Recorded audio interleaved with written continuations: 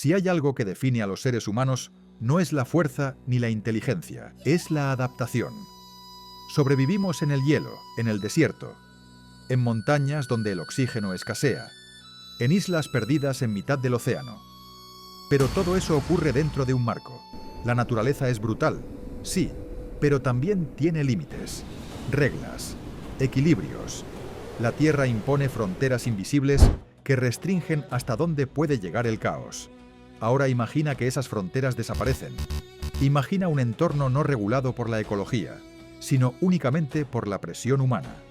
¿Qué ocurre cuando el único límite es la necesidad? Eso fue lo que existió durante casi un siglo en un pequeño fragmento de tierra donde ninguna ley funcionaba.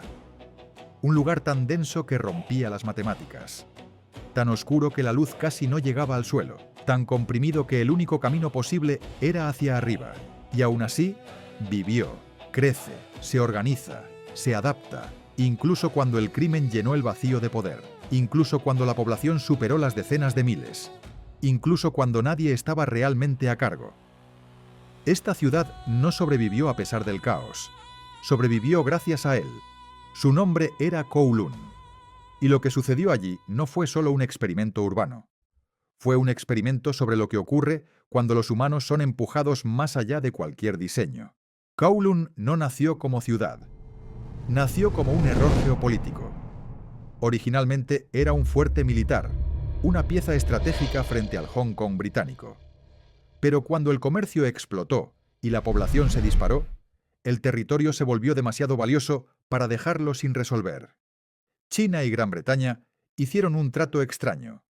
La mayor parte del área pasaría a manos británicas, pero un pequeño bloque de tierra, rodeado por completo por territorio británico, seguiría siendo técnicamente chino. Ese bloque era Kowloon. El problema es que gobernar un enclave dentro del territorio de otra potencia es casi imposible. China no podía controlarlo. Gran Bretaña no podía anexarlo. Así nació un vacío de poder perfecto. Un espacio donde dos sistemas legales se superponían y al mismo tiempo ninguno se aplicaba. Y cuando aparece un vacío así, la historia muestra un patrón claro, se llena. En ecología ocurre lo mismo. Cuando un nicho queda vacío, no importa por qué, lo que importa es que alguien lo ocupará. Los espacios vacíos son fuerzas de atracción. En un ecosistema normal, las especies se reparten el territorio para evitar competir directamente. Unas viven de día, otras de noche, unas en la luz, otras en la sombra. Pero cuando un nicho se libera por completo, todo ese equilibrio se rompe. La primera forma de vida que llega se expande sin oposición. Eso es lo que hace que las especies invasoras arrasen ecosistemas enteros. Y ahora imagina que ese nicho vacío no es una selva ni un lago, sino una ciudad. Kowloon estaba atrapada, rodeada por territorio británico, no podía expandirse hacia los lados. Solo había una dirección posible: arriba. El resultado fue una masa vertical de edificios, pegados unos a otros, creciendo sin planos, sin normas, sin luz. Los niveles inferiores quedaron sumidos en una noche permanente. No por el clima, sino por la sombra. Y aún así, entre 30.000 y 50.000 personas vivían allí, en menos de 5 campos de fútbol. Para entender lo absurdo de esto, basta comparar Tokio, Nueva York, Mumbai, Manila, todas ciudades densas, extremadamente densas, pero Kowloon las superaba por un factor de 20. No era una ciudad, era una anomalía estadística. Desde cualquier marco matemático, no debería haber funcionado, pero lo hizo. Y eso plantea una pregunta inquietante. ¿Qué tipo de organización surge cuando no hay diseño? Hay un patrón que aparece una y otra vez en la naturaleza cuando la vida se enfrenta a condiciones extremas. Densidad. Para la mayoría de los organismos, vivir tan juntos sería una sentencia de muerte. Enfermedad, competencia, colapso, pero no para los insectos sociales. Hormigas, abejas, termitas. Estas criaturas no solo toleran la densidad, la necesitan. Algunas colonias llegan a millones de individuos en espacios diminutos. Y aún así funcionan, no porque haya un líder, sino porque cada individuo se especializa. El resultado es algo nuevo, un superorganismo. Cuando la densidad es extrema, la cooperación deja de ser opcional, y de forma inquietante, Kowloon empezó a parecerse a eso. Pasillos que actuaban como túneles, edificios conectados como si fueran un solo cuerpo, huecos de ventilación que surgían sin que nadie los diseñara. No había arquitectos, no había planificación central. Cada persona construía solo lo que necesitaba. Pero juntos, crearon algo que ningún individuo podría haber diseñado. La ciudad comenzó a comportarse como una criatura. Las personas que llegaron a Kowloon no eran iguales. Algunos sabían arreglar cosas, otros cocinar, otros curar, otros proteger. Y en un entorno sin gobierno, esas pequeñas diferencias se volvieron enormes. Quien podía ofrecer algo útil atraía a otros. Quien resolvía un problema se convertía en un punto de referencia. Así, sin darse cuenta, la población comenzó a organizarse. Dentistas y médicos ocuparon los niveles bajos. Tiendas de comida se instalaron donde pasaba más gente. Las tríadas llenaron el vacío de seguridad. Las familias vivían más arriba, lejos del ruido. No fue diseñado, emergió. El orden no fue impuesto, fue descubierto. La información viajaba de boca en boca, sin teléfonos, sin pantallas, solo encuentros. Y esos encuentros, repetidos miles de veces, crearon caminos. Y esos caminos crearon estructura. Un urbanista llamado William White pasó años observando cómo las personas usan realmente los espacios. No lo que dicen los planos, no lo que esperan los arquitectos, lo que hacen los cuerpos. Descubrió algo extraño. Las plazas más caras y diseñadas a menudo están vacías, mientras que las esquinas, los rellanos de escaleras, los pasillos estrechos siempre están llenos. ¿Por qué? Porque las interacciones accidentales son más poderosas que las planeadas. La vida social no ocurre donde es bonita, ocurre donde es inevitable. Cuando muchas rutas se cruzan, la gente se encuentra. Y donde la gente se encuentra, el espacio cobra vida. Eso es exactamente lo que pasó en Kowloon. Reforzaron ciertos pasajes. Tiendas aparecieron, puestos, zonas comunes. Sin planificación, surgió un centro. Kowloon no funcionaba como una ciudad, funcionaba como un cuerpo. Tenía defensas, sistemas de circulación, redes de distribución. Cuando había un incendio, no llegaban camiones, llegaban personas, cubos, mangueras improvisadas, como una respuesta inmune. El sistema se protegía a sí mismo. El agua y la electricidad no provenían de una red central. Se robaban, sí, pero luego se redistribuían en una malla descentralizada. Tanques en los tejados, cables que recorrían pasillos. Si algo fallaba, solo fallaba una parte, no todo el organismo. La producción, el consumo y el desecho ocurrían casi en el mismo lugar. Menos transporte, menos fricción, menos puntos de colapso.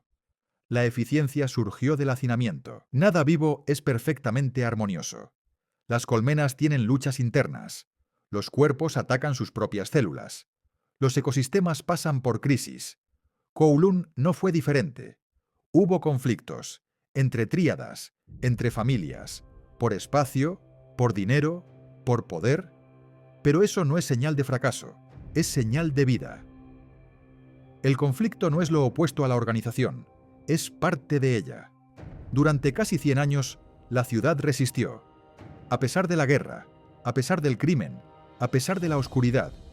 Y cuando finalmente fue demolida y sus habitantes expulsados, algo curioso ocurrió. El sistema no murió. Siguió viviendo en la memoria, en la arquitectura, en el arte, en la cultura, porque lo que hacía viva a Kowloon no eran sus edificios, era su red de interacciones. La vida no es la materia, es la relación entre la materia. Kowloon fue destruida, sus edificios derribados, sus pasillos borrados.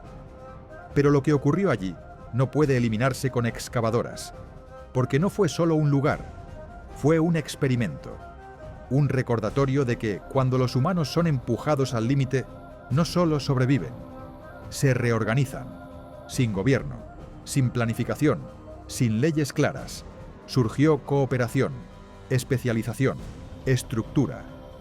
No porque alguien lo ordenara, sino porque era la única forma de seguir existiendo. Cuando la presión es extrema, la inteligencia se vuelve colectiva. Tal vez eso sea lo más inquietante de Kowloon, no su oscuridad, no su densidad, sino lo que revela sobre nosotros, que incluso en el caos, incluso en el abandono, incluso en la ilegalidad, la vida encuentra una manera, porque al final no somos individuos aislados, somos nodos en una red que siempre busca organizarse. Y donde hay interacción, hay vida. Hay algo fundamental que casi nunca se menciona cuando se habla de Kowloon: el cielo, o mejor dicho, su ausencia. En la mayoría de las ciudades, el cielo es un regulador invisible. Marca el paso del tiempo, ordena el día y la noche, permite orientarse. En Kowloon, el cielo desapareció.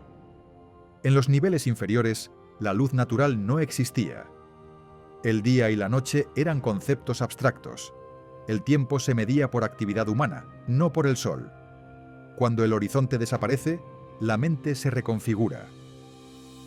Los psicólogos ambientales saben que los espacios cerrados, cuando se vuelven permanentes, alteran la percepción del yo. El exterior deja de ser referencia. La identidad se vuelve más relacional, más dependiente del grupo inmediato. En Kowloon, la noción de ciudad se desdibujó. No había vistas, no había distancia, no había anonimato total. Todo ocurría cerca, demasiado cerca. La intimidad forzada transforma la forma de ser humano. Y contraintuitivamente, eso no produjo aislamiento masivo. Produjo comunidad. Porque cuando no puedes escapar físicamente, la única salida es social. Cuando no hay leyes claras, la pregunta no es si habrá normas. La pregunta es qué tipo de normas surgirán. Kowloon no era un espacio sin reglas. Era un espacio sin reglas oficiales. Y eso marca toda la diferencia. En ausencia de policía, tribunales o administración, la convivencia no se sostuvo por castigo formal, sino por reputación, proximidad y dependencia mutua. Cuando no hay Estado, la ética se vuelve local. Las normas no estaban escritas, pero eran conocidas. ¿Qué pasillos eran neutrales? ¿Qué zonas eran peligrosas? ¿Qué conflictos no debían escalar? La violencia existía, pero no era arbitraria. Tenía límites implícitos, porque en un espacio tan denso, todo acto tiene consecuencias inmediatas. La cercanía convierte cada acción en un mensaje. Romper el equilibrio no significaba una multa, significaba represalia social, aislamiento, pérdida de apoyo. Y en un entorno donde nadie puede sobrevivir solo, eso es más efectivo que cualquier ley. Así la ciudad desarrolló algo parecido a un sistema inmunológico moral. No perfecto, no justo, pero funcional. Es tentador pensar en Kowloon como una rareza histórica, un error irrepetible, un experimento fallido que nunca volverá a ocurrir. Pero esa comodidad es peligrosa, porque si observas con atención, la lógica de Kowloon no desapareció, se dispersó. Hoy, las megaciudades no se organizan solo por planes urbanos, se organizan por presión, por exclusión, por densidad económica, barrios cerrados, asentamientos informales, torres que crecen hacia arriba mientras el suelo se vuelve inaccesible. Kowloon no fue una excepción, fue una advertencia temprana. La diferencia es que ahora el superorganismo no está confinado a 6 hectáreas, está fragmentado por toda la ciudad. Redes informales de trabajo, economías paralelas, sistemas de apoyo que existen porque el sistema formal no llega. La misma lógica, otro rostro. Y como en Kowloon, cuando la planificación falla, la vida no se detiene, se reorganiza. La inteligencia colectiva aparece donde la autoridad no alcanza. Esto plantea una pregunta incómoda.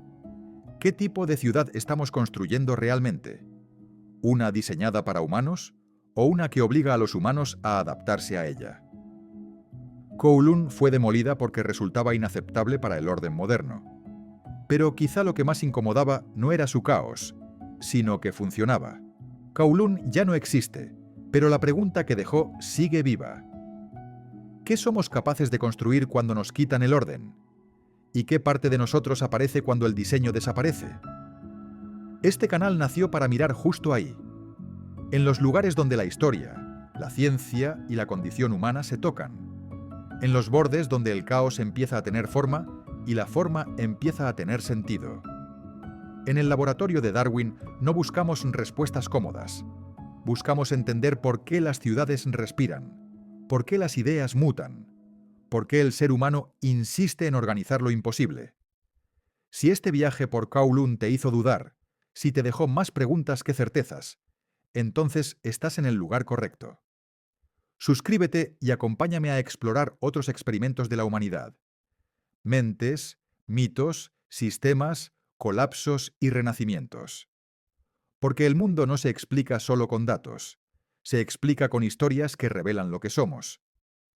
Bienvenido a El Laboratorio de Darwin,